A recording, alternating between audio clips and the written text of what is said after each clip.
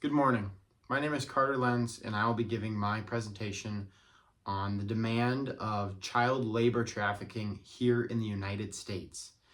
What child labor trafficking is using force or fraud to persuade children under the age of 18 to work for you for little to no cost. And what this is people in the United States and organizations seeking out to find kids to work for them for little to no cost, benefiting the organization or person way more than they benefit the children. In most cases, the children are come from poverty homes, and they're kind of some broken families, mainly in bigger cities in the South, and they can come from other countries as well and migrate to the United States to work for cheap in order to get money for little to no cost, just to meet the basic needs. So a lot of children in bigger cities, they maybe their parents are split up and their parents are doing substance abuse, or maybe don't have a job and kind of kick them out of the house, or maybe they're not even alive.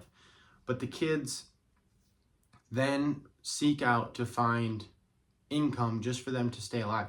They don't really want to stay in orphanages or live with their mom's cousin or something. They'll go out, try to find work. Maybe they heard from a friend who heard from another friend that, Johnny's brother is selling magazines, selling candy, asking for money, selling drugs even, and other substances, just to make some money so that maybe they can go buy a sandwich, they can maybe have a roof over their head, and maybe they're just trading, maybe they're trading services. As dirty as it sounds, they could be being used for sexual activity in order to maintain a roof over their head and food. There are some studies of celebrities even under the radar, like adopting kids and like taking them in, and it's a nice big story on the news, but actually they're making them work for them for little to no pay in a very disgusting and illegal manner. Now, some of the laws against this include the stronger enforcement of trafficking laws, education to public about trafficking. Maybe they need to make aware to the public about stopping this behavior.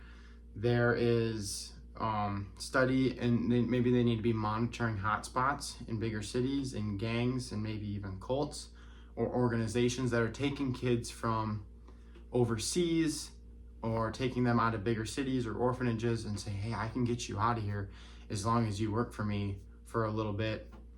And what this does is makes the kids into a vicious cycle where let's just say that their family, they have some debt to pay off, and the kid, maybe 12, 13 years old, can't really get a job yet.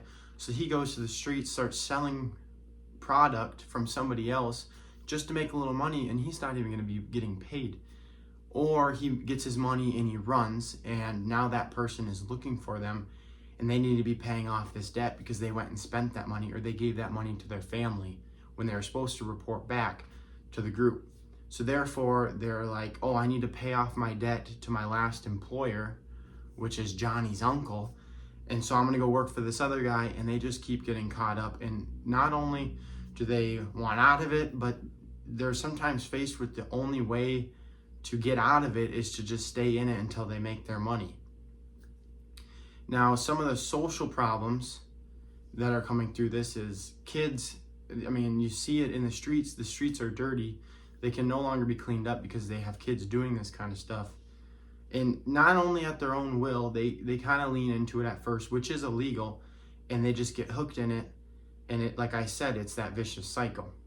Now, some of the ways to prevent this is the Trafficking Victims Protection Act, which combats trafficking through preventions, protection, and prosecution. So we need to prosecute these people that are doing it so they can set an example to other people that think that they might need to be doing this with children. The other one is the Fair Labor Standards Act. It sets minimum age and working for restrictions for these minors, which we kind of already know. That's why this thing's illegal. That's why this thing's kind of under the radar. But it is a serious offense if you're caught doing this. Now, let's take a look at some of the effects on the children that the labor trafficking can cause. Not only physically, but mentally. Physically, they can require work-related injuries. They're not working in a nice office job or a secure job with standards and safety protocols. They're working on the streets. They might be working in sweatshops, no safety glasses, super hot, long hours, malnourished, and even sometimes sexual assault. If they're not doing what they're supposed to, you never know what that person's going to do to them.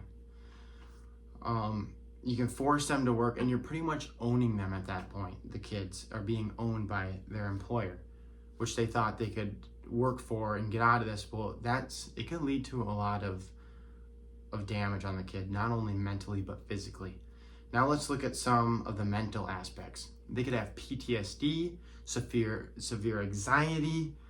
Then they're always thinking about those traumatic experiences, and everything may remind them of that. They could turn to substance abuse, maybe antisocial in their community.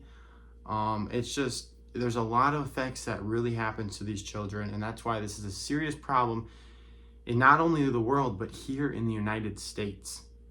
You see a lot about it in China, maybe working in the factories and working south of the border in the farms, but we have it here in the United States. It may not be quite as severe, but it is going there if we don't put an act to stop this.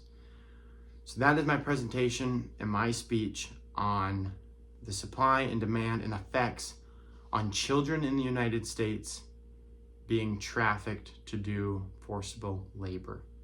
Thank you.